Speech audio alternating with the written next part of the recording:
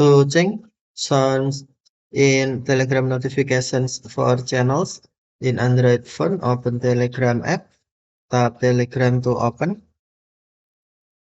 and then tap more icon or three line icon, select settings, and then tap notifications and sounds. On notifications for chats, tap channels,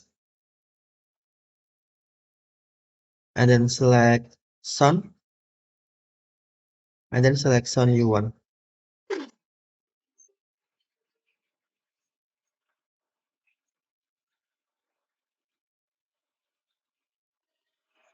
And then tap back button to save.